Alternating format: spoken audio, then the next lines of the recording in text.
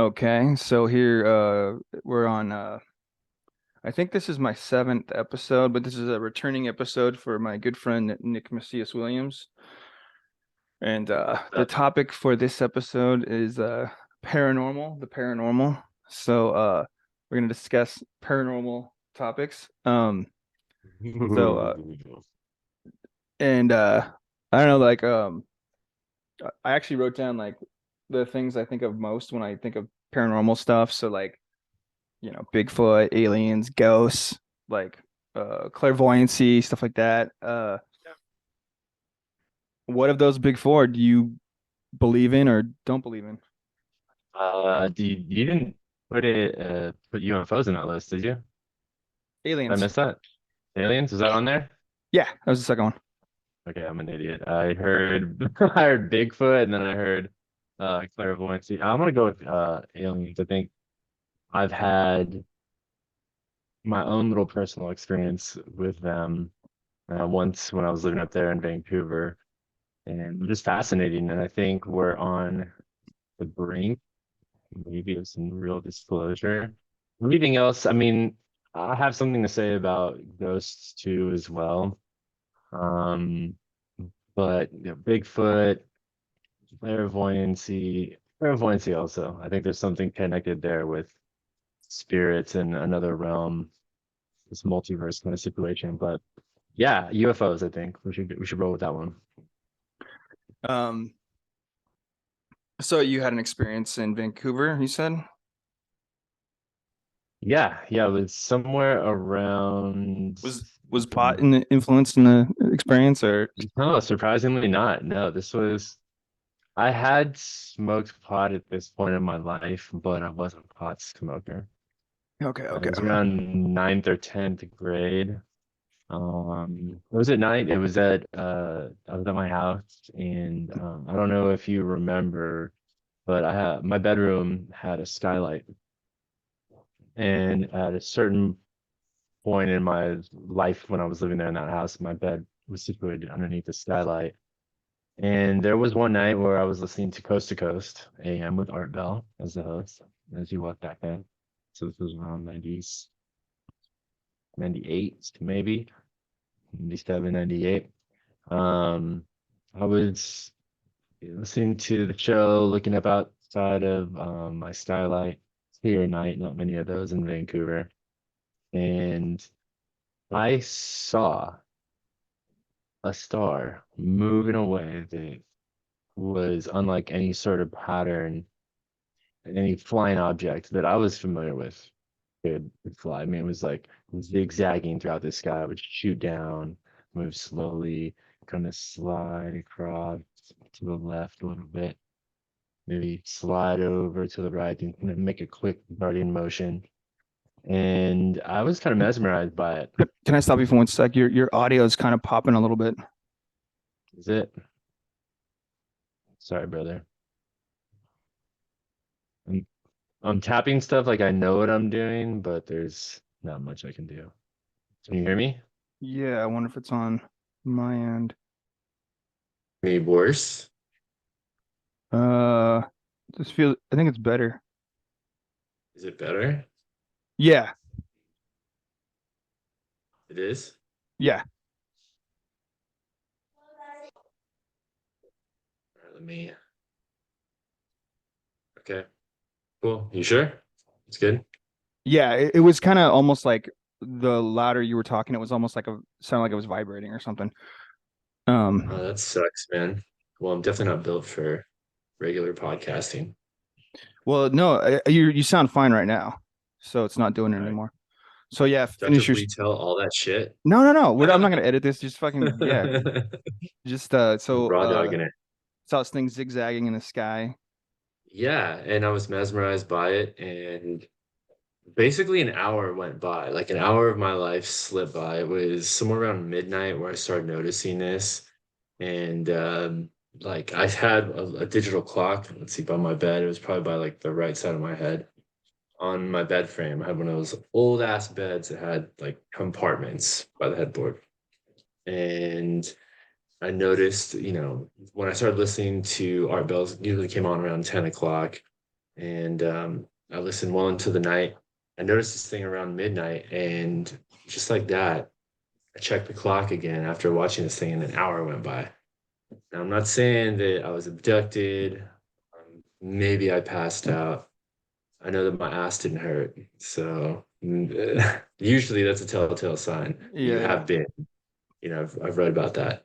But yeah, that was a pretty gnarly experience. I was convinced that I still am, that I saw something then. And then just being into Art Bell, being into Coast to Coast, and having these trips that I would take with my dad from Phoenix, Arizona, when we visit my dad in Phoenix, into LA to visit my siblings and some family out here. You'd have to cross the Mojave Desert, and we generally drive at night because my dad's car was this bucket Ford Taurus wagon that was not designed to be driven through the desert during the day. So you always want to drive at night so it wouldn't overheat. And you'd think you would see some things out there. Um, so like yeah,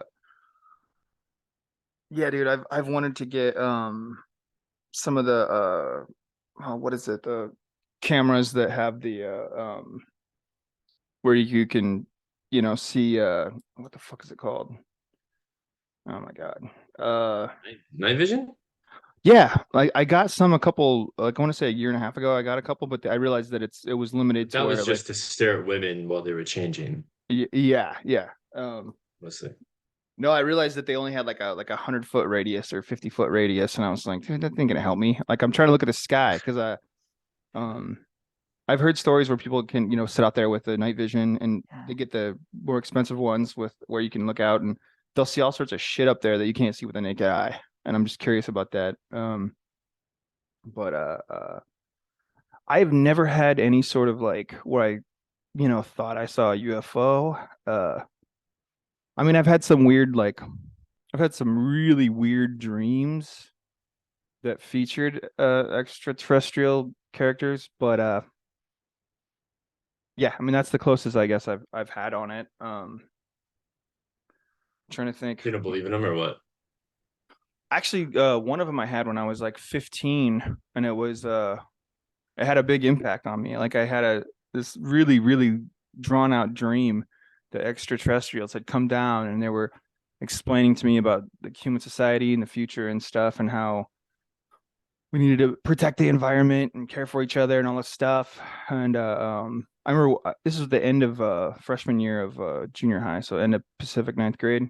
Um, and it impacted me. I woke up and it was like, dude, I had a huge shift after that. Like the dream felt like almost like a spiritual thing, and that's what got me into like writing poetry and got me into like more so into human rights and stuff based off this fucking really vivid dream. Dream about an alien coming to visit you is what kicked off all your liberal sensibilities and your more effeminate traits. Is that what you're telling me?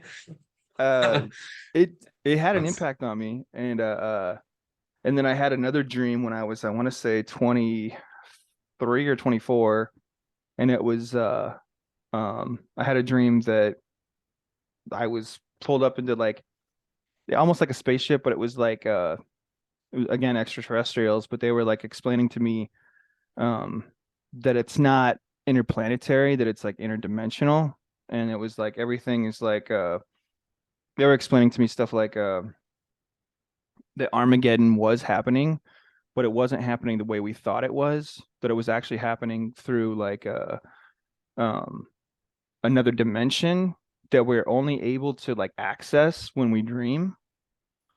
And I don't know, it was just a really intense dream. Like they explained all the stuff to me. They told me like where concept of angels and stuff came from. They said it's all like all of these spiritual characters were all of them taking on different figures that would impact the individual for whatever they were comfortable seeing, if that made sense.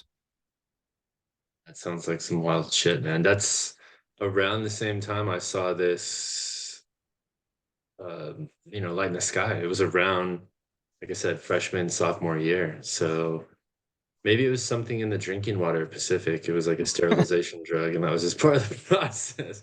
It didn't work. My parents, the neighborhood they currently live in which is pretty close to the neighborhood you grew up in back then. Um, uh, my mom and my brother once said they were coming down just a couple blocks from home, and my brother was like, "What the heck is that?" And my mom looked, and they pulled over because they started laughing. I guess they both started hysterically laughing, and they were like, "What?" And they pulled over, and they said for about 5 to 10 minutes they watched a silver saucer that was really low, hovering right above the neighborhood. They said for like 5 minutes, and they were like looking at each other and being like, "Dude, are we seeing this?" And they said it was just so that like they were in awe, but they were laughing because it just seemed like a hoax, like something in a movie because it was so obvious. They were like, dude, that's not a plane, that's not a helicopter. It's low as shit right above the neighborhood. It's a saucer shaped silver object, and so they tell me all the time how they saw a UFO, and yeah, it's That's not, wild because Vancouver isn't that big of a spot, at least if you're living in that part of town. Um, any of your neighbors come out and mention that they also saw this saucer floating above? I mean, it sounds like your mom and your brother were out there doing whippets. uh, but no, No one else saw it? they never. I mean, Middle of the day? huh? This is the middle of the day? Yeah, and All I think my right. my brother was like, I want to say he was like 16 or something at the time. Yeah, they were doing drugs. Getting They were high. laughing.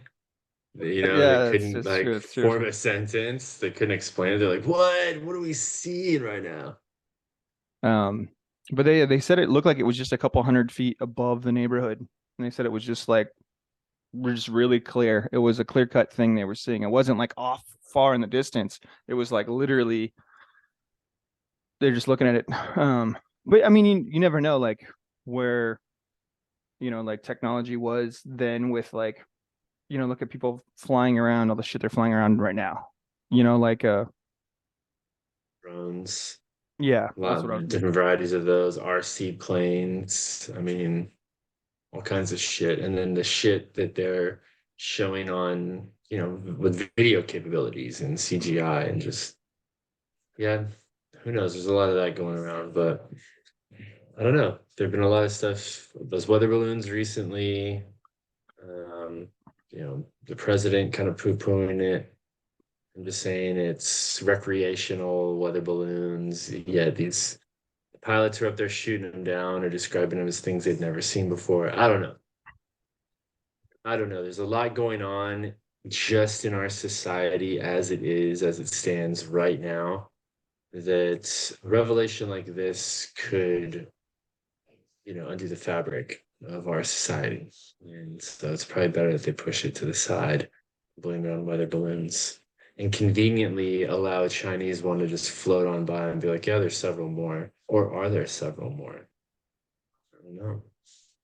Well, I mean, I think that Rob. acknowledging anything that could potentially be stronger than humankind, uh, or have more advanced technology, you can't, all of a sudden you can't sell safety as much as you were selling it before. It's like if the whole concept of raising our military budget is, oh, well, we need this to be the most powerful nation. And all of a sudden we find out there's like extraterrestrials with technology beyond whatever the hell we're doing. Um, yeah, that would be like a really hard selling point for safety. Um, and in the Agreed. religious community, like, oh, what do you tell them? It's like the whole War of the Worlds when they had that on the radio years ago and how it caused all these people to freak out. Yeah, Uh, years ago, but like almost 100 years ago, I think. I think by next decade it'll have been 100 years. I think it was in the 30s, right? yeah, but I mean, like maybe that's part of the fear is that like if something like that can cause that kind of hysterical activity, like I don't know. I mean, if they're gonna tell us, it's probably because they have no choice. And I it's mean, either they tell us and cut it off at the pass, or we just see this shit float down from the sky. there's a lot of countries out there that have already admitted that UFOs exist. There are There's a something lot. else, huh? There are a lot of those countries. Oh yeah, dude, a lot of the European countries have already it's not like a debate whether or not it exists. We're one of the last ones to really like acknowledge it. Extraterrestrials or unidentified flying objects, those are not necessarily the same thing, right? They've admitted that there's something out that UFOs are real in terms of there's something out there that is unexplainable. Um, Yeah. Yeah. where we always, swamp gas or like weather balloons or Gas, like weather balloons. Yeah. Mylar balloons. Weird perspectives on normal things, that kind of stuff. Shutters. I So watched yeah. Oh, go ahead. if you ever get into it, I think it's is it Josh Fox that does it? I'm trying to think of the name. Um I think it's Josh Fox. He has some really good UFO documentaries. Um and then I watched a really good one recently. I've told you about the whole missing 411 stuff, the David Paulides stuff where they talk about people disappearing in national parks and stuff. Oh yeah, I've heard him. I don't know if he's been the guest on Coast to Coast, but they've had somebody on that show several times in the last decade talking about that exact thing. That's terrifying stuff. That's real scary stuff. Like people disappearing and ending up miles away, like without their shoes on, their bodies just hanging out there, fully clothed. Weird stuff like that. Yeah, um the most recent documentary they did was all about those disappearances related to like UFOs. Um let me look at it. Is it James So you and Fox? your YouTubing, is that how you discover this stuff? Yeah. I mean over the years. I had interest in it years ago. Yeah, James Fox is what it was, not Josh Fox. Josh Fox is like more James active. Fox.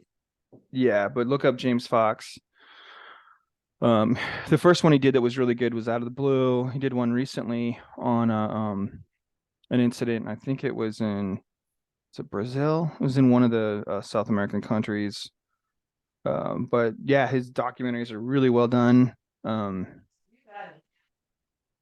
I'm trying to think of yeah, that it's what is it? Somebody told me a Carl Sagan quote recently that how did the quote go? I'm probably gonna butcher it, but it was something about to Probably. believe that um every single UFO sighting is an alien is just as hysterical to believe that none of them are aliens.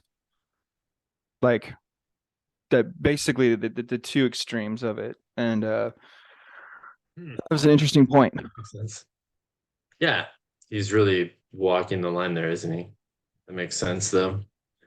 That makes sense. So I want to just shift this and spin it back on you for a second. You asked me my topic of paranormal interest. What is it for you then? I mean, in your list of top hot Uh, topics. I mean, I've had some sort of interest in all of these areas.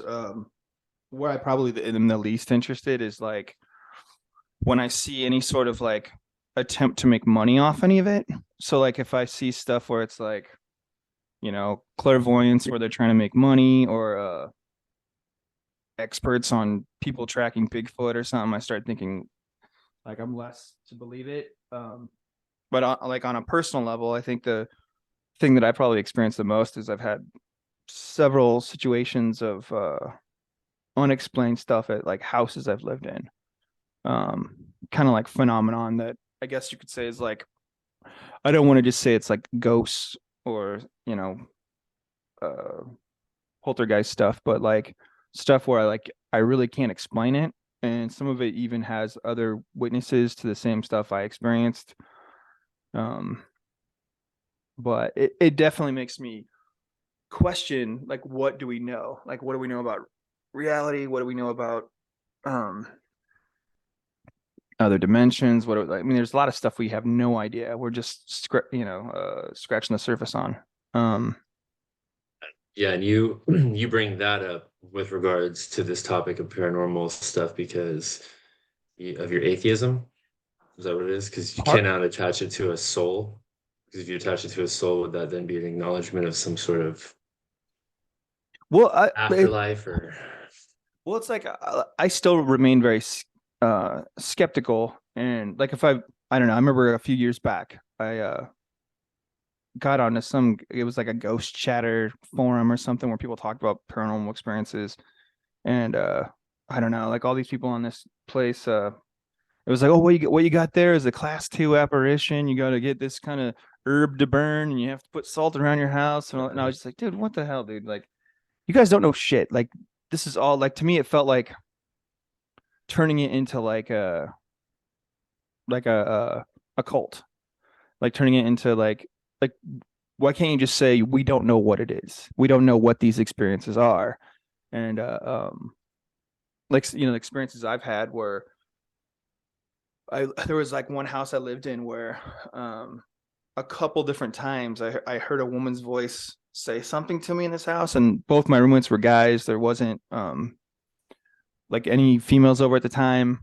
And I remember one of the experiences where I had sworn a woman had said to me, I was like waking up and had said to me to get out of her house really loud. And it was loud enough to where I got out of the house. Like I got up and was like, dude, what the heck? And I checked the house. I didn't see anyone there, and I left. And I was like really shook up by it. And then a few weeks later, my roommate was acting more and more bizarre. He stopped going to college. He was drinking a lot, acting weird. And I'd known the guy for a few years. So finally I kind of like was like, hey, dude, are you doing okay?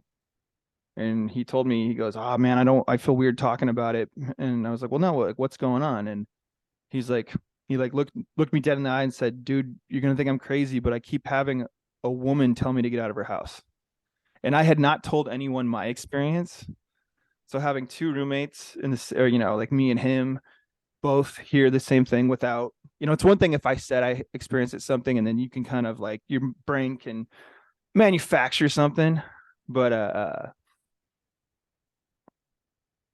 That's creepy, dude.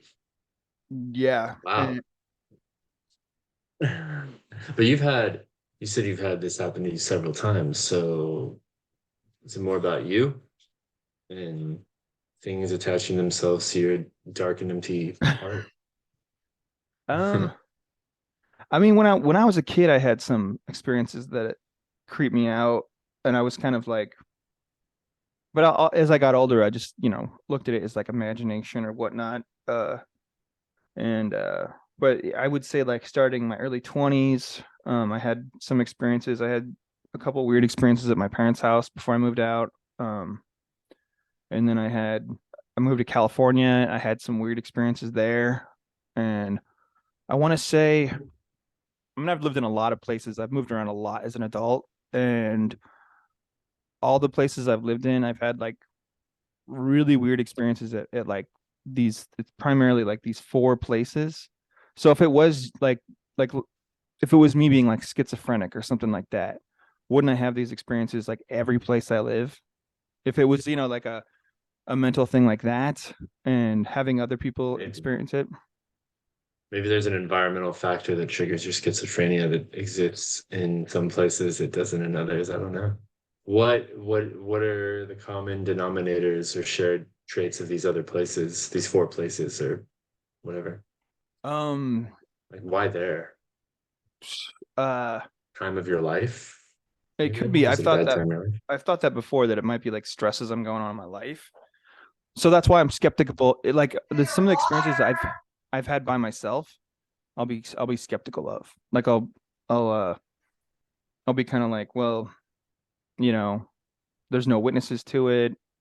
Maybe there's other factors going on. I know there's certain stuff that can trigger hallucinations and whatnot. But the experiences where it's like I've had other people, not just that thing with the guy I lived with there, but I've told you about the experience with Alex, right? Did I ever tell you that story? No, but you should retell it since we're on a podcast talking Yeah, about yeah. paranormal stuff. It's a good spot for it.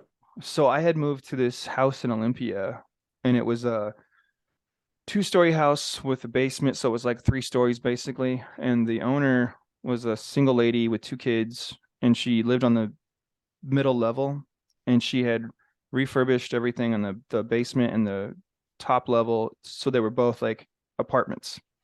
And it was an old house, like the history of it, I think it was built like 1800s and something like that. So I I moved into the basement. I had my own side entry. It kind of goes underground or whatever. And then the stairway that goes up on the inside of the house would have locks on each side, so that I could lock them out. Um, but they could, if they needed, they can go to the outside door and get a key, whatever. Yeah. The first night I was in that house, the very first night, I had a weird incident that I kind of at the time I'd kind of brushed off, but it was I had trouble sleeping at the time, and I got up in the middle of the night and I was kind of drowsy, half awake. I used to take like a decent amount of sleeping pills when I go to bed. So, Mm. I'm kind of drowsy. Decent amount. Jesus. I would Sounds take like it more than I should. ranged. Fuck. And so I got up and I was walking to the bathroom, and I was walking through the little hallway from the bedroom to the bathroom, and I had seen some movement out of the corner of my eye, and I looked over and I saw this girl come down the stairs, and she had like kind of like shorter, kind of a bob, like blonde hair, glasses, looked like a teenager. And I said to her, "Hey, they must not have told you. I just moved in, yada yada." And the girl didn't respond to me, walked through the hallway and kind of a little bit around the corner towards this door underneath the stairs that had like the what was it, the Yes. boiler room kind of thing. And Sure, of course. Every horror movie, that's a trope, right? It's like the door under the don't go under the stairs, right? That's in The Conjuring. I think that's where they like seal the demon or the Babadook, one of them, maybe both. well, the girl Yeah. fucking went through the door. Oh, shit. And and I No big deal. like I kind of looked, and then I stepped over and looked around, and then I was like, there's nobody there. And I thought, maybe I'm dreaming. Maybe this isn't like real or something. So I went pee and went to bed. Or maybe I'd already went pee and I was coming out. I can't remember, but it was like I was up and I experienced that. And the next couple of weeks I was there, I would have this thing go on where I would feel like somebody was touching me at night. Like, and it was two things primarily. It would feel like somebody was kind of lightly tugging on my shirt, or like rubbing my head, like almost like petting me. And I kept waking up, and it was freaking me out. And I remember I didn't even think of anything paranormal at the time. I just thought like, dude, I'm going crazy. Maybe I'm having a psychological breakdown or something. And I had switched my shift to night shift specifically because of that, being really uncomfortable with that happening. Um, but about 3 weeks after this going on, um, I was leaving the house one evening, and the lady who owned the house, she's sitting out front drinking wine with the lady that lives on the top level. And they were like, "Oh, how's it going, Rob? How you liking the place?" And I was like, "Yeah, I like it." And she said to me, "Have you noticed anything weird down there?" And I said, I stopped because she's not talking about bugs. She's not talking about, and I said, "Well, what do you mean? Like, what do you mean anything weird?" And I think she was a little tipsy, but she goes, "Well, the guy who lived there before you, he moved out and he said it was haunted down there." I was like, "Oh, really?" I go, "Well, what did he experience?" And she said, "Well, I mean, I don't really believe in any stuff like that." She's like, "But he kept telling me that he kept seeing this like blonde flapper girl with glasses in his room, and he would wake up and she'd be sitting at the end of his bed, or he'd wake up and she was petting his head or messing with him and stuff, like touching." And I just was like, I got like a chill, and I was like, I told her, I go, "I've experienced that same thing." And she didn't believe me at first, and then she was like, I go, "No, I'm serious." I go, "I saw a girl the first night there, and I wrote it off as, just, sleeping You pills or walked her something." door, but I wrote it off. It was my first night there, and like I said, I was I don't know. I mean, what do you do in that situation? Like I don't Fucking know. hope you're dreaming. Yeah, I hope you're seeing something. I guess I could say, I mean, I see your point. Like, I just moved in. I think I'm gonna ride this one out. It's like, yeah, it's like I'm not gonna fucking freak out and call the landlord and be like, "I just saw a girl." And like I said, I was super tired and I was half paying attention, and it was almost that tired where you're kind of half dreaming. Um, but then I had other experiences, like my parents had showed up to spend the night, In place. same place. and they slept in the living room. And I never even put this together until months later. But the next morning when we all woke up, my parents apologized to me. And I was like, what are you guys apologizing for? And they were like, well, you were upset last night. What are you talking about? And they said, well, after you went to bed, you kept shushing us from the bedroom. We kept hearing you go, shh, shh, be quiet, shut up, shh. And I was like, what are you guys talking about? They're like, yeah, no, you were sounded upset and stuff. And I go, I went right to sleep. You guys didn't keep me up. I was fine. And I just thought that they were imagining it. And and then like I said, I just wrote it off as them imagining something or hearing something else. But then about a month after they spent the night, Dallas and Brian came and spent the night. And the next morning, they said the exact same thing. We're sorry we upset you last night. And I was like, what are you talking about? And they were like, well, you just kept, shushing us. And, from the bedroom, they kept hearing somebody say, be quiet, shh, and all this stuff. And I was like, what are you talking about? Like, I fell right asleep. Um, and then I had Alex spent the night. And at this point, I pretty much, I thought this place is fucking haunted.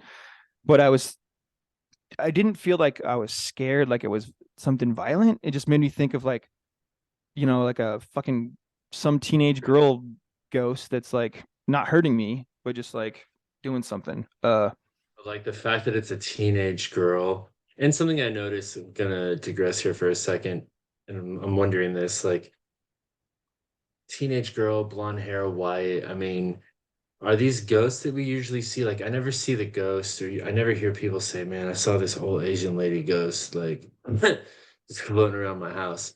And I'm just wondering if it's because it's connected to the history, and that most of the ghosts and souls and spirits probably in this area at that time, I guess, would have been white. Like you're talking about 1800s or possibly even the 50s or the 40s in Olympia, right? yeah, Yeah, it's probably super white.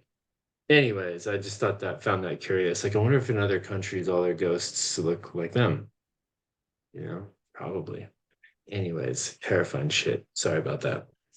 yeah. No, I've thought about that too. Like I go through thinking about like, okay, well, like I try to be as rational as I can with everything I'm thinking about. But yeah, I had a couple more things happen in that house, and one of Yeah, it so was yeah, Alex was came to visit or not really visit me. He was going through his own shit in Portland. I picked him up to help him out, and then I realized it was one of like, those times he's going through his own shit.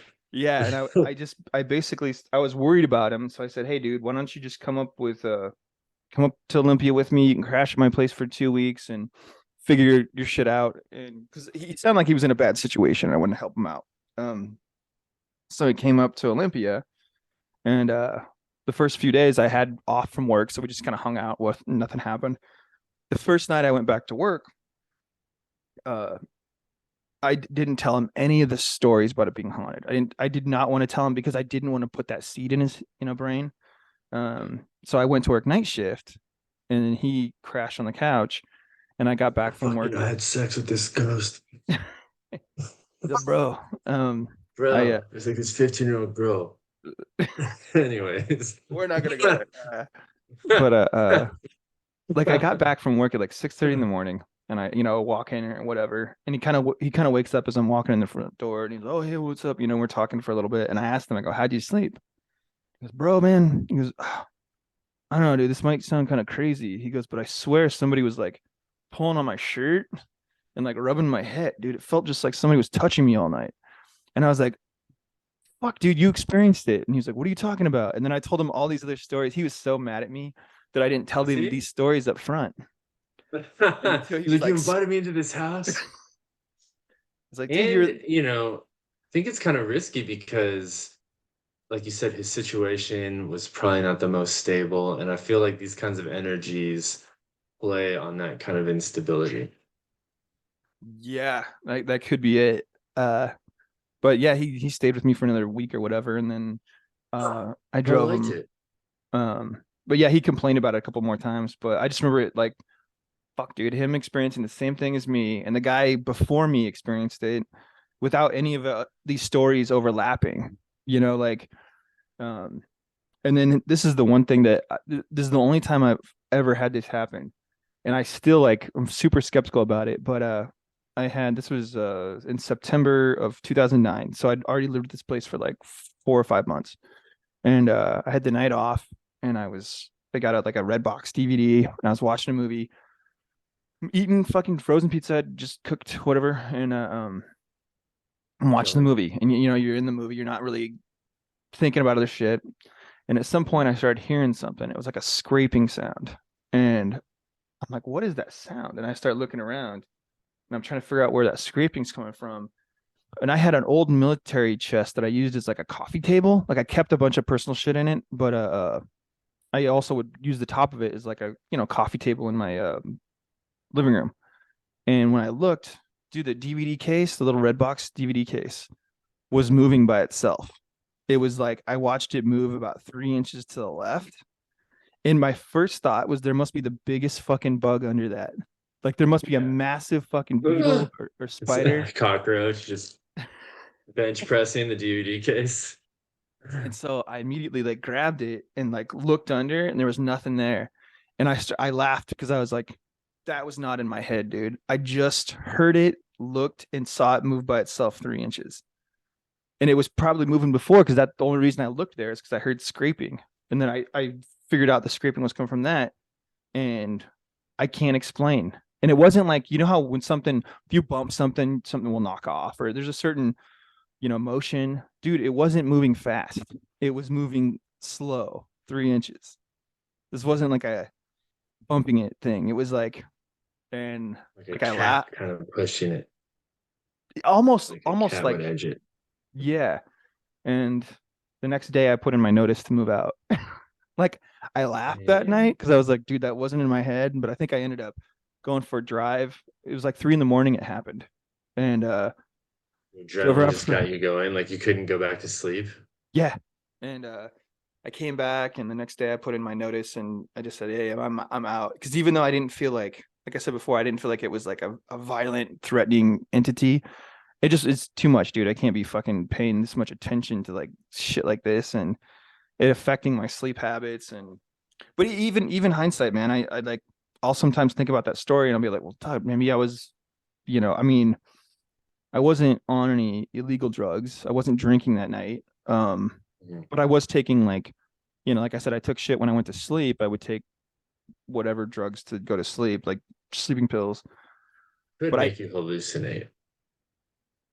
but when your hallucination also has sound, that's kind of like a, Yes. Yeah. Haven't you ever done mushrooms? well, one time. Um, but Time. but yeah, Damn. that experience like just made me really, you know, curious about. That's terrifying. But I've not had anything that similar. You know, the part that you left out, the movie you were watching was Paranormal Activity, wasn't it? Just kidding. I still have never seen that movie. I've never seen any Really? of those movies. I think Mm-mm. there's five of them, four or five. They were good. Actually, the few, first three were pretty scary. Cool concept. Yeah. It, It really, I mean, it did what the Blair Witch did, where it's like there wasn't, it just built up to one big jump scare at the end. You know what I mean? That's kind of what that whole movie was. So like one big jump scare right at the end. Oh. And then it's over. hold on one Something. sec. The fuck? Kind of unprofessional shit is this? Can you believe this, ladies and gentlemen? No, I was getting a little cold, so I turned the heater on. Oh, Um, yeah. Time change now, man. Longer days. Here we go. No more paranormal activity. yeah, Wintertime shit. but I don't know. I get curious about that stuff. I had a the last situation I think I had. Oh, did I ever tell you the situations at the healthcare center? No, but that place would seem ripe for those kinds of stories. I had a couple weird experiences. So I worked in healthcare for about. I worked at a facility for about 6 years. So like taking care of people. You know, I did postmortem care. Saw a lot of people who had Postmortem passed. care? post-mortem care. Like somebody Yeah, passes and yeah. you clean up the body. I'd never seen a dead person before that. I've probably been involved in like 70 times I've had to clean up a dead body. Whoa, man. So you're there just cleaning up grandma, grandpa, like for the last time, basically? Kind of. Sometimes it's people who are, sick that are a little bit younger, but usually it's, elderly people. That's true. And That's sad. yeah, much respect for anybody in that field. But What is the youngest per dead body? Who's the youngest patient? What was the age? You know what I'm saying? oh, um, that I had to do post-mortem care. I think probably somebody in their 40s. I had to do it on that had just like a cancer or something that got them. I'd seen people in their 30s that passed, but I was not involved in those. Like all it is you do like a bed bath after somebody passes, and you put like fresh clothes on them, and you're changing them the very last time because you know, uh, they often expel all their bodily fluids, after they pass. And I've taken care of people who vomited after they're passed. And that freaked out one girl I was working with, a patient. They were already dead, and you were cleaning them, and then they started yakking. Yeah, Oh, that would be freaky. yeah, and and it's emotional because a lot of these patients, you take care of them long enough to like get attached, to where Yes. um, but so like a couple of the things that I thought were really bizarre there. One of them was so I had this lady I worked with. She trained me, and she would kind of act like she was clairvoyant. She'd always be like, "Oh, I see stuff, whatever." But I didn't really talk to her about it until later on after I had quit that job and was talking to her like on the phone, maybe like a year later or something. We started talking about stuff, and she said to me, she's like, "Rob," she's like, "I didn't want to tell you this when we worked together, but I used to see a ghost following you." And I kind of laughed it off. I was like, "Oh, you saw a ghost following me?" And she was like, "Yeah, no." She's like, "It wasn't exactly following you, but I'd only see it on nights you worked, and it would I would see it like you're part of the hallway you were taking care of at night, or down, and so I again I just kind of laughed it off because I don't really believe in the clairvoyancy of that kind of sort or whatever. And I asked her to describe it, and she said that it looked like had a hat, like a top hat, but looked kind of like Abraham Lincoln, like had that kind of beard, and looked like they were from a different time era. Um, It was Abe Lincoln. He was like so mad at you for being as racist as you are. well, and that became a joke. I'd joke about Abe Lincoln, whatever, following me around. Well, about a year after I heard this story, I was reconnecting with this girl I knew as a teenager. We hadn't hung out since our early 20s. And so I go over to her house. I'm like hanging out with her, drinking wine and stuff. And eventually our conversation got into paranormal stuff.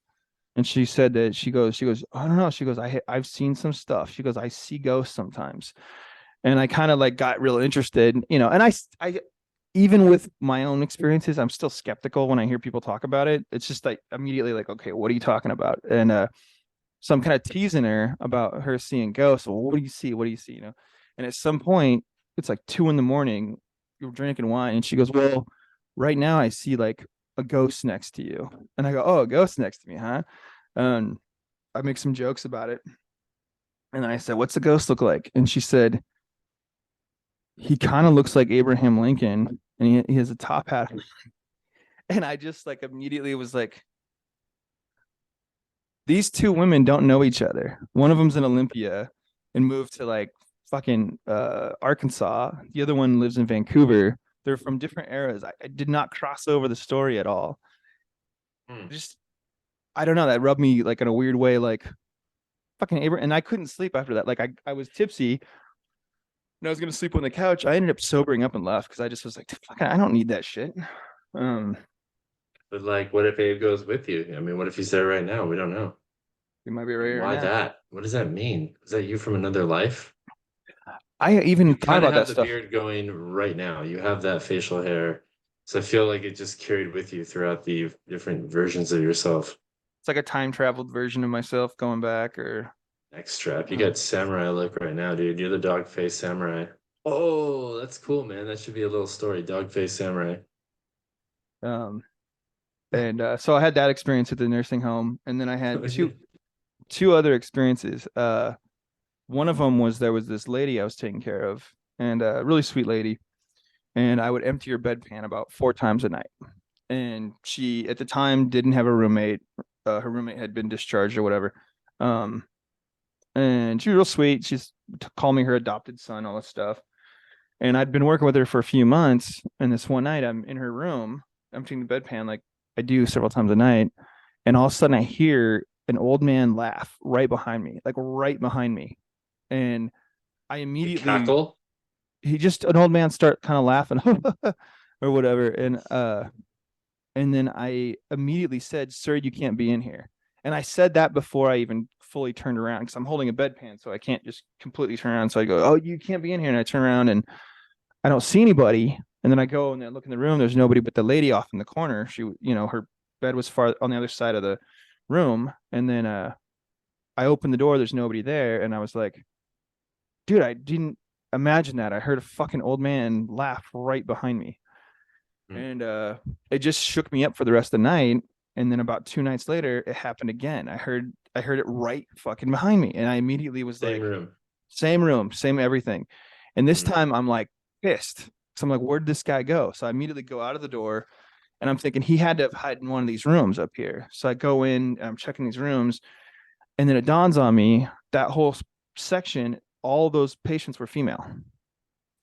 And also, like, how does somebody go from sounding like they're right behind you to going into the hallway and going into a different Yeah. room without you Yeah. hearing steps, without, anything like that? And it Yeah. really, really fucking, like, that second time really had me rattled. And I was like, dude, what the fuck? And I thought, Mm. and I come down the hallway and I go to, us CNAs, we would sit in the dining room when the lights weren't going on or off or whatever.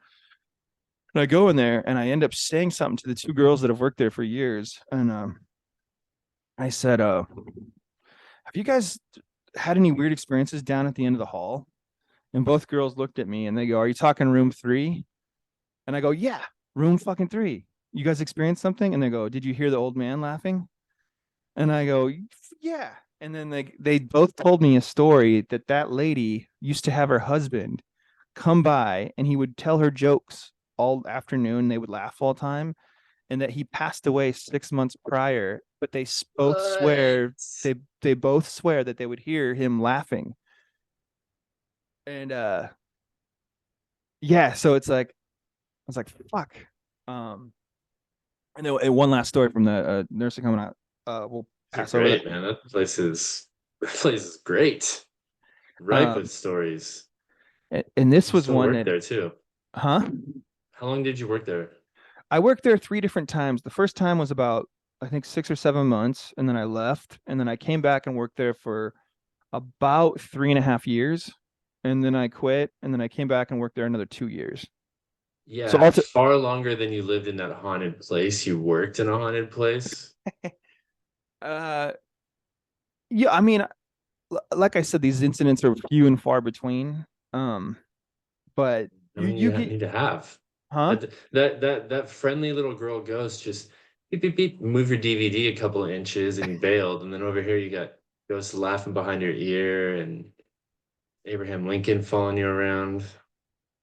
Um, so the I guess the last thing that happened there, and this was something all of us experienced, was so we have like an A wing and a B wing, and one wing was kind of like people coming back from surgery or whatever, they're rehabbing, or maybe they came back from a surgery and they're right about to pass. And the other side is like a long-term care, so like people are living there, they're going to eventually pass there. Um, so we had these two people that were on the post-acute side that had just came out of surgery, and they were roommates in the same room. It was like a room 11 or something, and they they became friends with each other. They would talk to each other. The guy would, the guy in the second bed would always get out, walk around, and talk to us or whatever. Well, at some point, that guy in the second bed found out he had a terminal illness. The first guy was still just there long term or there to rehab, but the rehab was going to be a long process. But his roommate started declining because this is a terminal illness. So after like a month or so, he's using a walker. After like 2 or 3 months, he's using a wheelchair, and then probably around the 4 or 5 month spot, he's basically end of life care. So he gets moved on the other side of the building, and he's basically gets to where he's pretty much bedridden. Like um he can't even really get him up in his wheelchair without a Hoyer. He becomes nonverbal, and he's just getting close to passing. And this one night, going back over to the other side, you still have that guy that's rehabbing from the injury to eventually leave, right? Um, he ends up hitting his light one night, and we go in there, and he's like, "What's he doing back here?" And we're like, "Who?" And it was my old roommate. "What's he doing back here?" And we're like, "What are you talking about?" And they're like, "He just walked in through the room, looked at me, and then went and got in his old bed, like on the other side of the curtain, because you'd have a curtain to split the two beds up, and you could pull the curtain back, whatever, if it's just one person by himself. But we look on the other side of the curtain, there's nobody there. He doesn't even they'd probably replaced his roommate a few times, but at that time he did not have a roommate, so there's nobody there. And we go back over, and we're like, "Are you sure you saw what you saw?" And he goes, I'm not crazy. I know what I saw. He came in here, looked at me, went over there, and we do vital signs on him because we think maybe he's having a episode or something. All of his vital signs come back good. We can't really figure out what's going on. And as we're all talking about it, the phone rings at the nurse's station, and the nurse picks it up, and then she gets off the phone and she notifies us that his old roommate had just been discovered he had passed. So the timing of his roommate that's bedridden on the other side of the building passing in the same time frame that he says that guy walked through his room, like, I mean, that still gives me chills. Like, that is such a weird ass coincidence. Yeah. And the guy who cited it, like, we couldn't find anything wrong with him. um but it just had me thinking, like, yeah, I can't explain that. Yeah, that is terrifying. Bizarre, terrifying. Um, I don't know how you explain it either without involving the idea of a soul or whatever sort of energy makes up a human soul, in there.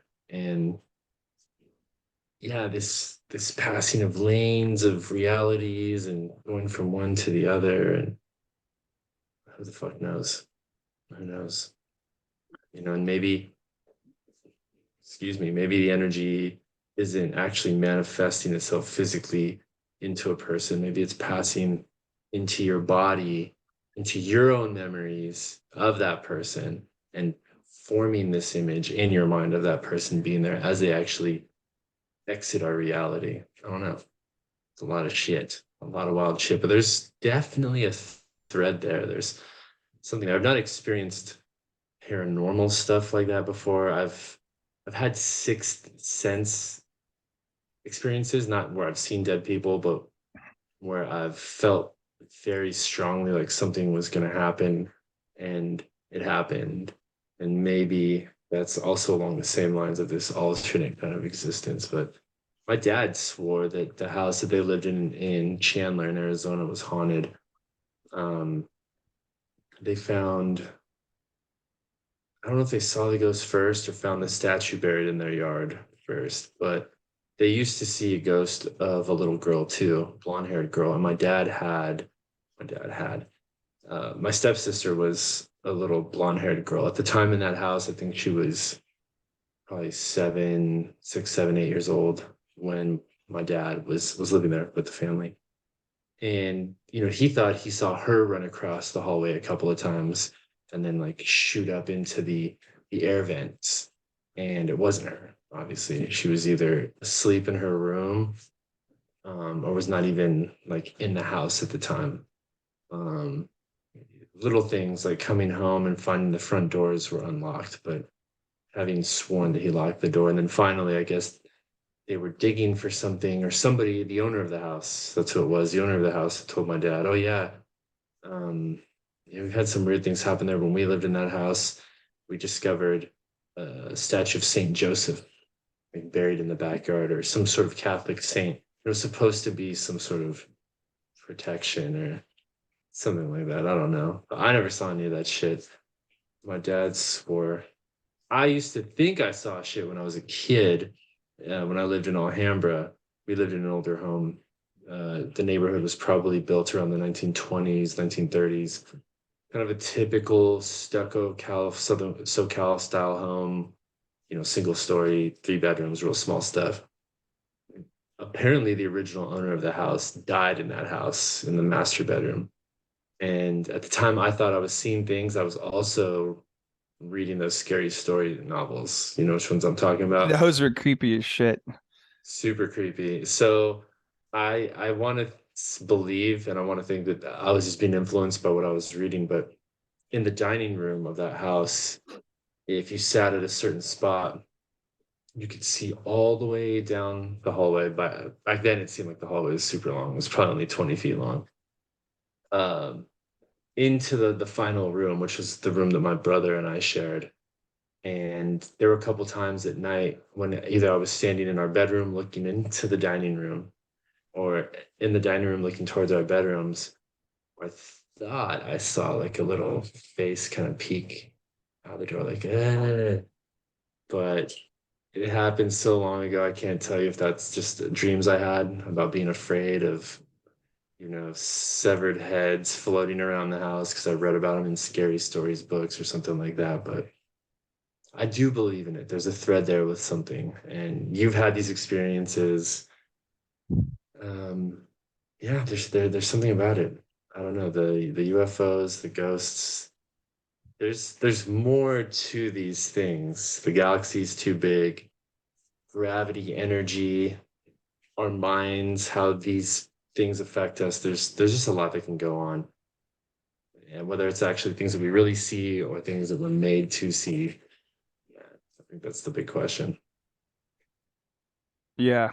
Um, I had yeah, it just makes me curious. Like I was telling you at the beginning, like whenever I hear somebody try to be an expert on it, I just kind of roll my eyes because I just feel like how how can you be an expert in something where you know what I'm saying? Like maybe if you're going around and trying to take recordings or whatever you're trying to do, you can become, how to properly take recordings.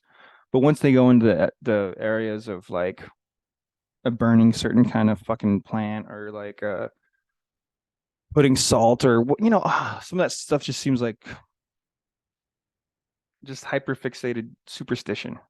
Just kind Well, of I like mean, do you think there was ever a time in human history, even going all the way back to antiquity to the civilizations of Egyptians or Mesoamericans or whatever? Do you think that there was a stronger connection to nature? And do you think that there's something paranormal, supernatural in nature in itself? yeah, I mean I think there could be I think there's a lot of stuff we don't know. I think we get really cocky because there are technological advances the last 100 years, but dude, there's so much on the planet we haven't figured out yet. We don't know the oceans that well. We don't. There's all sorts of sightings about uh bizarre sightings and disappearances all the time.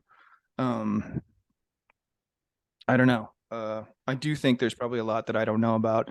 Um, but I also think there's a certain amount of people that try to like I never really get into the ghost hunting shows because a lot of it there's like a preset setup to try to get people watching it, so they'll like exaggerate shit or try to like fake shit to try to get Can't actually catch the ghost. The show would end, right? it, Oh, well, I've that's the said show.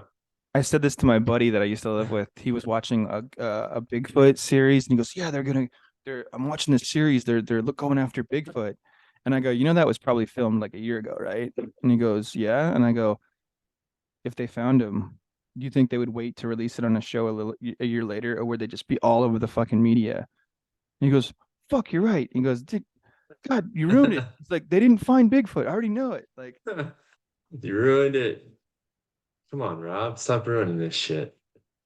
Why do you have to crush other people's, excitement? Um, you want to hear one more haunted house story, or Yes. I'm like using Yes, I this do, actually. I opportunity. love this kind of stuff. This is why I listen to Coast to Coast. I don't know if you have ever still listened to it, but it's gotten a lot more political now. And, you know, e- it's on, it's usually on the right-wing stations down here, and they usually have more political guests, but every once in a while they'll do these paranormal things. And the ghost to ghost stories are the best. I love it. Let's go. Is Fire it it up. George Knapp? Is that who it is now, or No, I like George Knapp. It's George Norrie who does the regular weekday show usually. I like George Knapp a lot, actually. I think he's a good host. I like how he does it. And Ian Punnett will do some, and then they had a female host last night. Gosh, can't remember her name. But yeah, George Norrie is the one who kind of gets more political, especially since Trump was elected president. I noticed there's a big leaning into supporting that president at that time, and even now. So, but the ghost to ghost stuff, when they bring that stuff in, it's killer. Let's hear it. I want to hear it. um? So yeah, that I told you there was like four or five places that and I've told you now too about two of the houses. Or yeah, so there was another place I'd moved to, and this is probably the last place that I really had any experiences that I thought were pretty, pretty weird. But this was in 2010. Me and my brother and his ex-girlfriend, we all moved into this house together, and it was off of Falk Road, here in In Vancouver. Vancouver? Yeah, and What's fault? it's over there by like 500, and um, you go over Okay. there towards like I think what's over there. Do you remember where the Golden Rink used to be? In that Yeah. direction. Yeah, it's the older neighborhood. Yeah, so if you go further down and you cross over 500 on the other side, like north, it was like over in that direction, but it was an older house, and my brother was not the only one on the contract, so the other two of us were kind of being sneaky.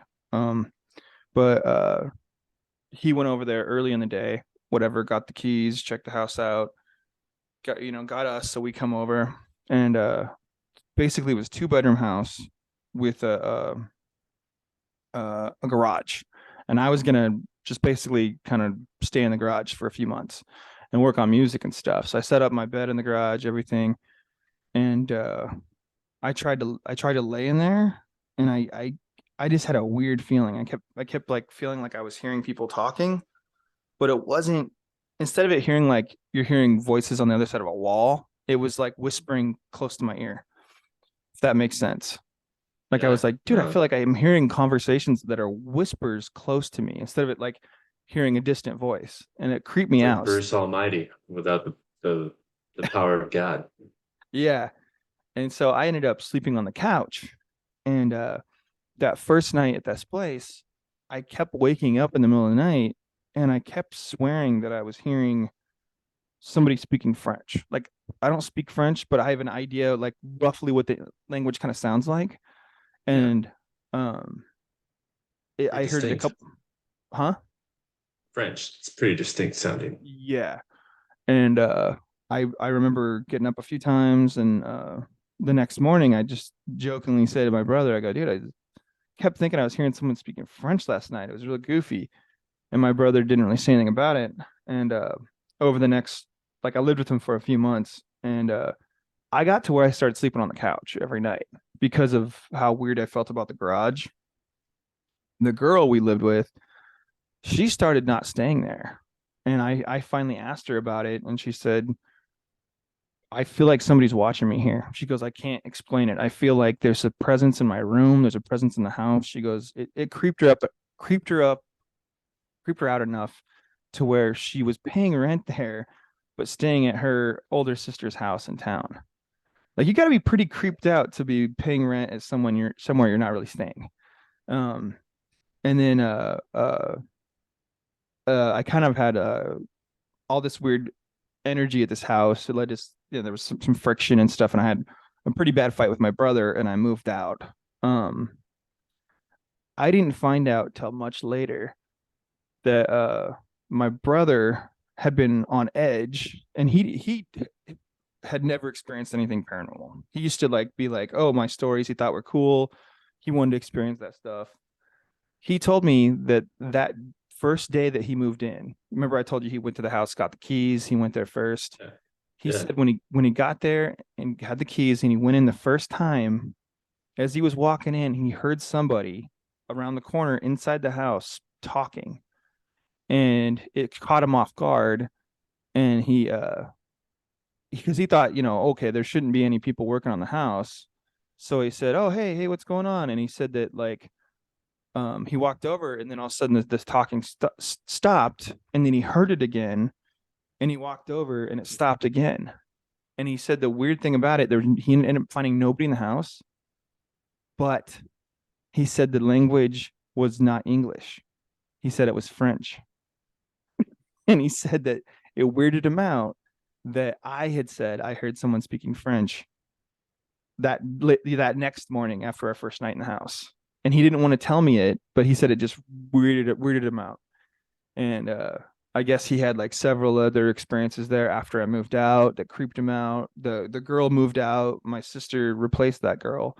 My sister ended up having an experience where she said she'd walked outside and was sitting on the porch, like the steps in the porch, talking to my brother. They're both smoking, and the back door came out and hit her with enough force to where it knocked her off the fucking stairs.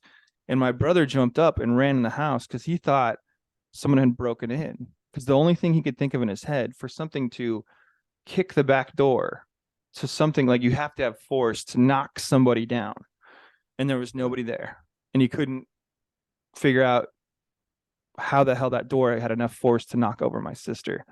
And he had a friend show up with his wife, and they left after 10 minutes, and they said that the wife claimed to be kind of clairvoyant, and she said there's something evil in this house. I can't be in this house. There's an evil presence, and she left.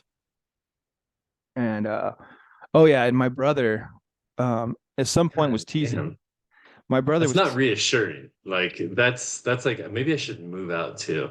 Like your friends come over and they're like, "There's something evil in here. I can't be here." You're like, all right, take it, and that's your opinion, I guess. well, he started drinking heavily because he said it just made him so uncomfortable. He had Fuck.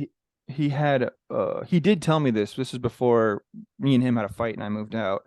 But he was teasing me about sleeping on the couch, and he was like, "Dude, I don't know what you're talking about." So he went to sleep in the garage that night, and he came in after about 2 hours, and he said, "Dude, I've never had this happen before, but you're spot on." He goes, "All I kept hearing was whispering in the garage that sounded close to me, like people having a conversation." And like he experienced that. Um, and he said that's the first time he's ever experienced that. And my sister had one more situation, I guess, like that, like I said, that the girl had moved out. My sister replaced her. They never replaced me. But at some point, my sister said she had my brother was working late, and she had went to take a shower in the evening. It was like whatever, 8 o'clock or something.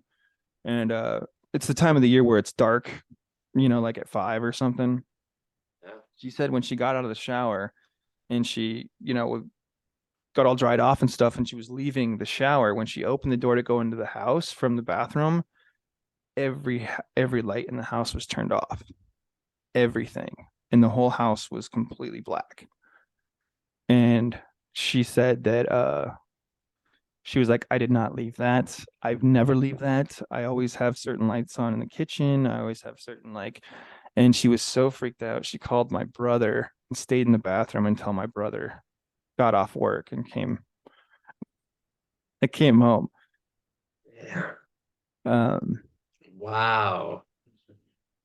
and and ever since then, like neither of them have had any more like experiences. Like my brother's never had any. He never had anything before that, and he never had anything after that. Um, my sister hasn't had anything. She had one experience when she was a kid that was really weird. Did you remember when we were younger? This is like obviously younger generations, but when like digipets and stuff like that came out. Oh yeah, yeah, for sure. So like I think I was about 16 or something or 15 at the time, and my sister was like 10 or 9. She had one of those digipets, and Yeah. she, you'd have to push the What button. were they called? It wasn't like there was another name for it. There was like one that was a dog specifically, right? But yeah, it What was was like that this. called? It would be like a little shape of animal, but you like push a button Yeah. to feed it every day or whatever, Yeah, sure. and it would store like phone numbers and store certain information you put in there. Um, so my sister came up to me one time and asked me if I had messed with hers. And I was like, no, I didn't mess with it. Why would I mess with your dumb little toy? And then she goes, well, she goes, I have this phone number in here and I don't know this phone number. And she showed it to me and it was like, it was some, it was a phone number, but it was like the name of some guy like that you don't hear names anymore, like Bernard or Harold or something, like an older name that you don't hear as often with younger generations. And Yeah. she goes, I don't know that number. I don't know this name. I don't know why this is in my phone. And I thought I just kind of go, I don't know why it's in there. I didn't mess with your little digi thing or your little pet thing. And Yeah. a couple days later, it dawned on me to tell my mom about it because I thought it was kind of goofy. So I told my mom, and my mom was like, "What?" She has like a guy's name, like this is her 9-year-old daughter. So she's like, well, let me see it. So my sister brings it over to her, and my mom's looking at it, and then she gets this weird kind of reaction, and she pulls out because she was a hairdresser at the time. So she pulls out this book with all of her customers, and she's flipping through because she said the number looks familiar, but the name isn't familiar. And she's flipping through, and she finds that same number in her customer uh, book, and but it was under a woman's name, and it was one of her patients that are patients, her customers Lawrence. that are elderly that she does their hair every month or two. And then Mhm. she started thinking about it, and then she's like, "Holy shit!" She's like, "That name is the name of my customer's husband that passed away a few months ago." So, how did the customer's husband's name get entered into my little sister's fucking little digi thing? And Yeah. because even if you're trying to pull some shit, my if my sister found that number in my mom's book, that name isn't in the book. Mhm. And the fact my mom had to think back to figure out to remember that guy's name being the husband that had passed. It's Mhm. just a weird, like, how does that? I think Harold was a pedophile and he took one last shot before he left this plane of existence. That's what else would it be? He's like, hey girl, if you're curious. Yeah, but yeah, she believes in that stuff, but she also has not had any experiences since that house. Um, Probably better that way. It's probably better to not have any experiences. Now that I think about it, getting back to our first conversation about aliens and disclosure, I thought it would be exciting to know, but now I'm thinking we're, maybe we're better off not knowing.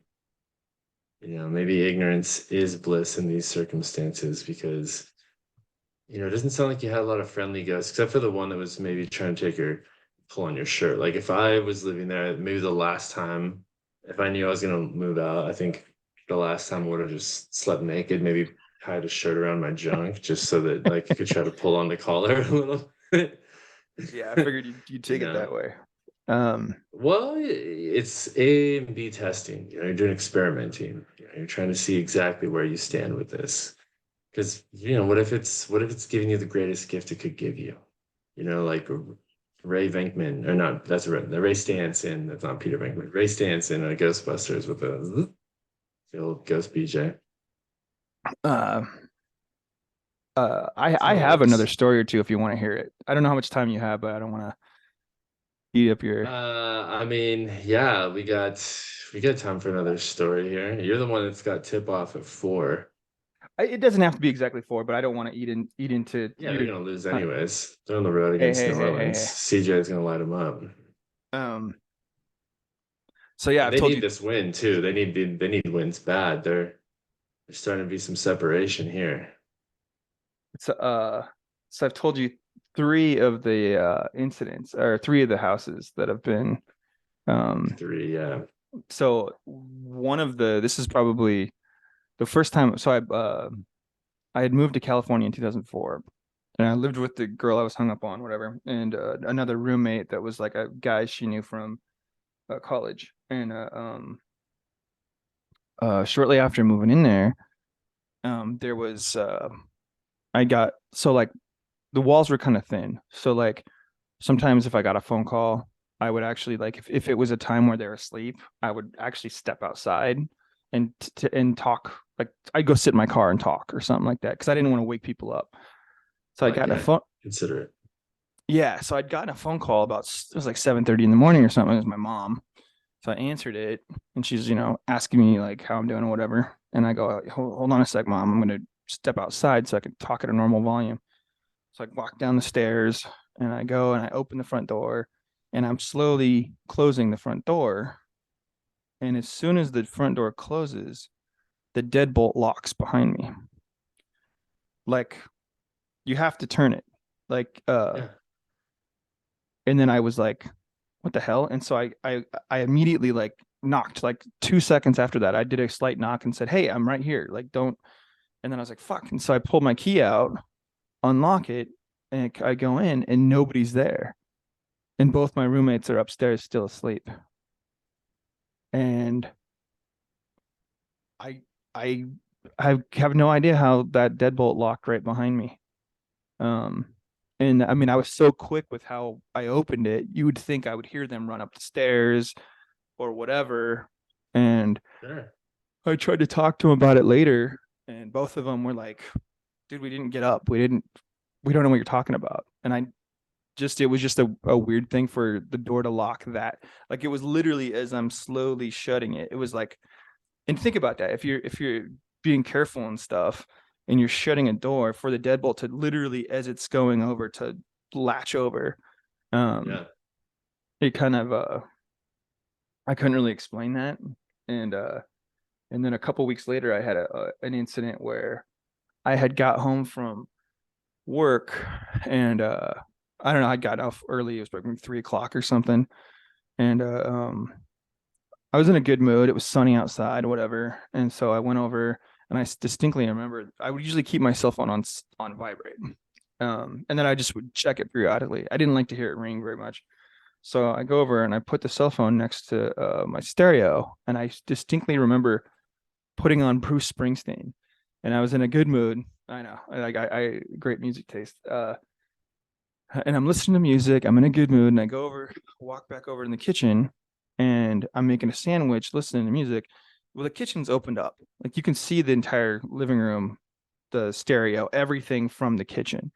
And I'm home alone, and I'm making my sandwich, and I'm in a good mood. I finished making my sandwich, and I'm walking over, and I pick up my phone just to check to see if anyone had called me while I was over there making a sandwich. And as I pick it up, listen to music, I start to, without even thinking, I start to unwrap something on the phone. And then, like 2 seconds into it, I just all of a sudden stop, and I get a chill down my spine, realizing what I'm doing.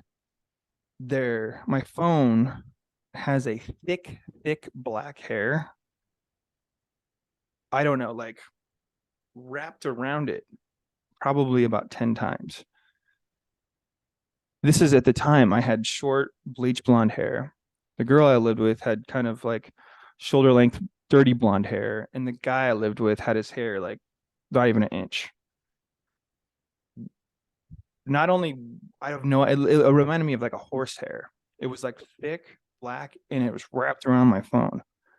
And it just I don't know. I mean, I couldn't explain where it came from, how it got wrapped around my phone. Um, I know I wouldn't have fucking wrapped the fucking black hair around my phone. Um, I don't know. Would that have creeped you out? Yeah, probably. Yeah. Yeah, it would have creeped me out. It's kind of I wasn't expecting that. I was like, and no, that there is no and. I just found this black hair and Then you continued to live there for several more years, and No, I ended up I searched the house or the whatever the apartment. I didn't see anybody. I left because like I said, I was kind of shook up. And then came back later when my roommates got home. Uh and then I had one more experience, but it was like a sleep paralysis experience where like have you had sleep paralysis before? no, thank God. Yeah, it's pretty terrifying. I had it a couple times when I was like a teenager, and then I had it really bad in my early 20s. I went through a phase where it happened like 6 or 7 times over like a couple month span. But you'd like wake up and you can't move anything but your eyeballs. Like it feels like you're fully awake because you can look around. You can even see what's on TV. So you know you're awake. You could see what's on TV, but you're supposedly your body's still asleep, but your brain is awake, but you're not fully awake, so you can actually hallucinate part.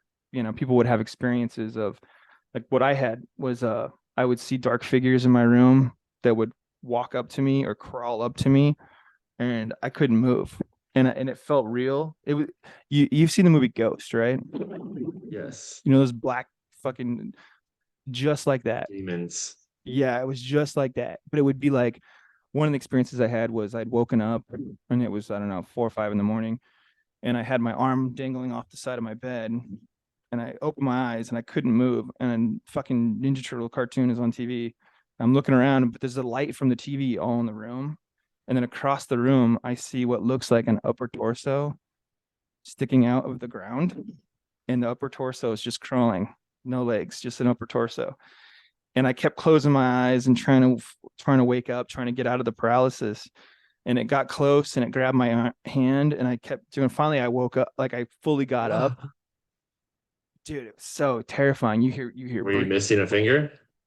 No, but and it messes with your other senses too. Like you'll hear talking sometimes. Like I would hear gibberish, but it would be out of order English, if that makes sense. Like Like some you were watching Star Wars.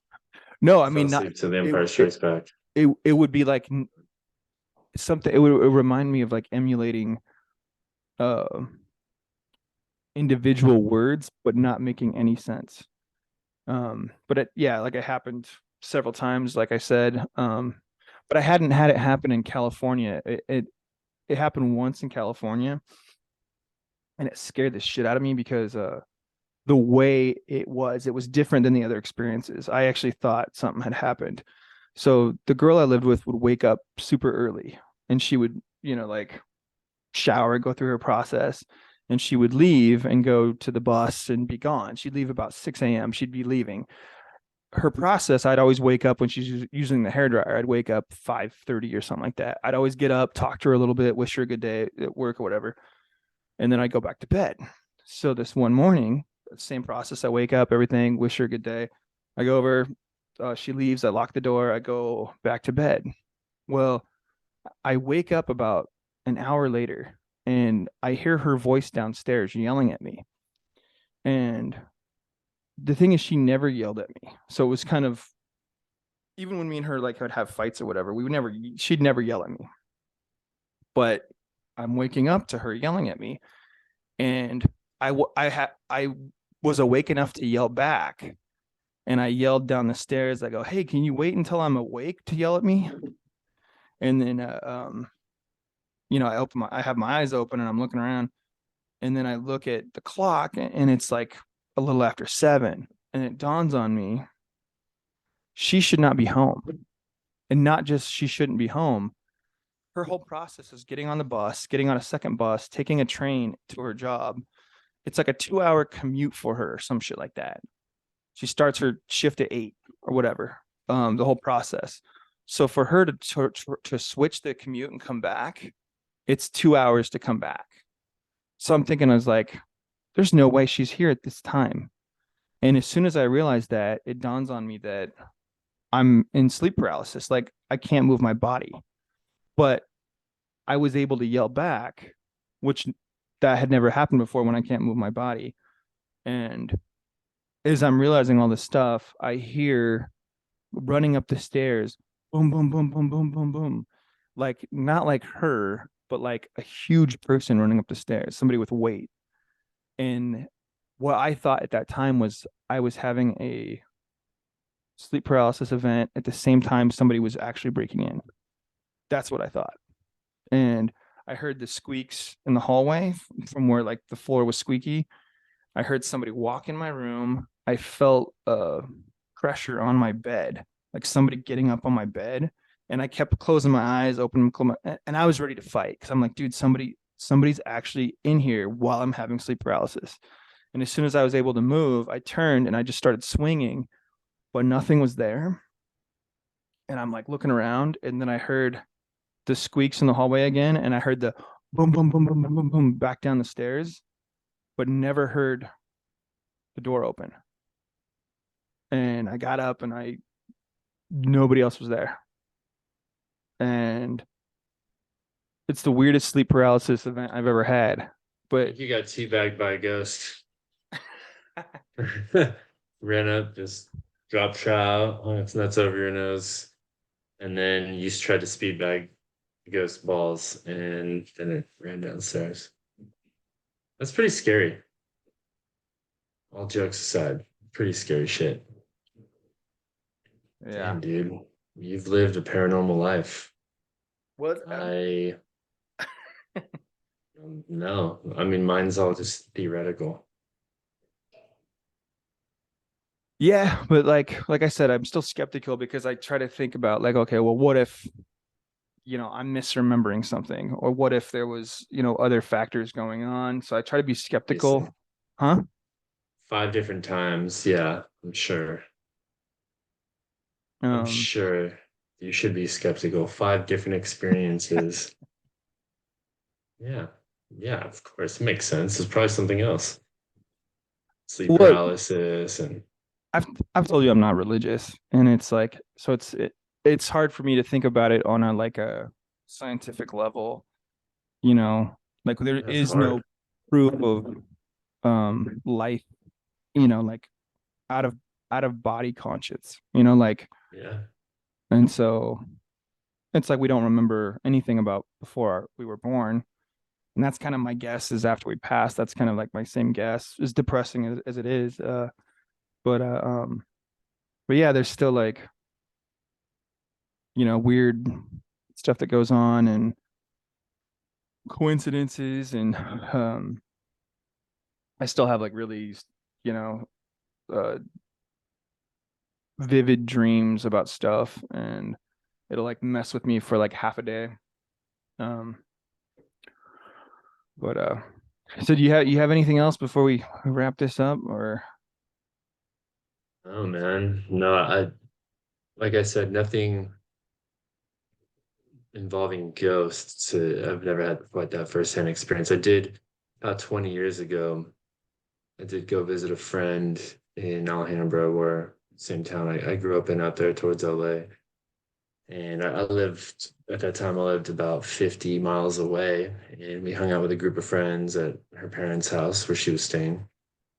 And we got drunk, and then I ended up crashing there.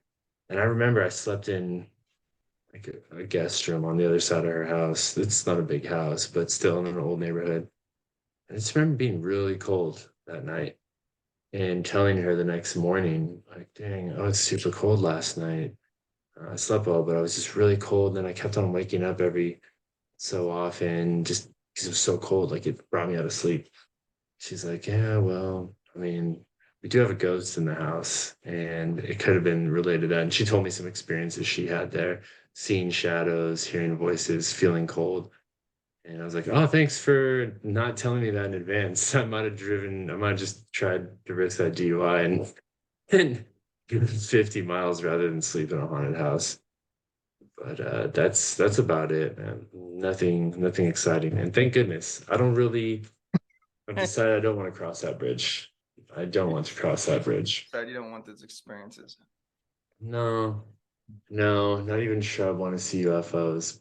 Before this conversation, I thought it'd be cool, revelatory, a game changer, and it would be all of those things, but I want I'm not sure I want to experience how the game would change for other people, let alone me. Yeah, I've had a couple of situations where I've had roommates that'll kind of tease me about something, and I go, "You want to hear some stories?" And then this has happened 3 different times to like roommates. Um, I like would tell just some these stories. The next thing I know, the roommate is like bringing a sleeping bag into the living room, and they can't fucking sleep. And they're like, "This happened with when I lived with Steven Shu and this other guy named John, where they were both teasing me about something, and I told them some stories, and then the next morning they both had stayed up all night because they couldn't fucking sleep. Yeah. Um, I don't know. I should write Scary about some of this stuff. stuff. You Um, should. yeah, Rub's Dark Tales. we'll have to do this again on paranormal because like I still have a couple stories I haven't told you that are like probably the worst of the stories. Dang, dude, buried the lead, saved it, didn't even. Okay, I guess we gotta do part two. Um, yeah, but we'll and I'll do some research on paranormal, local paranormal shit around here because there's stuff around here where I live currently in Southern California that's pretty creepy. yeah, I didn't even know you were interested in any of that stuff until we were coming back from the Dodger game and you had on the podcast talking about Was skinwalkers and oh, was it? stuff. Oh, was it? What podcast was that? It was probably one of those like who does it? There's a company that does a bunch of them. They put them on Spotify. Shit, I can't think of it. They've done a bunch like on historical events, and I think I know the one that you're talking about. Skinwalkers, Yeah, and some other shit. we also didn't touch on like Bigfoot or cryptids or anything like that. We can also No, Bigfoot, I don't know. Bigfoot is, I think it could exist. I think there's plenty of forest that it could hide in up there in the Northwest and in Canada. And I think it can definitely be lost and not be found. But yeah, cryptids, there's a lot of other shit in there. A lot of weird shit. All the mythologies and stuff with the Mothman and the Chupacabra and yeah. I've been watching like wartime stories about like soldiers that have cited bizarre stuff, and there's some really weird like reported stories like giant spiders and giant snakes and like lizard men and stuff, and it's like reported stuff. It's I mean I assume some of it is just fucking soldiers on LSD, but like Maybe. some of that shit is just like I don't know. I think there's a lot of stuff we don't know, and we like to. We're raised and taught that we do know, and um, I mean, shit. What was it? Gorillas were thought to be a myth for a long time. Uh, Good point. That's a really good point. They did some pretty crazy. Yeah, a lot of mysteries yet to be revealed in this world, but can't tackle them all in 90 minutes. yeah. Well, okay, Nick.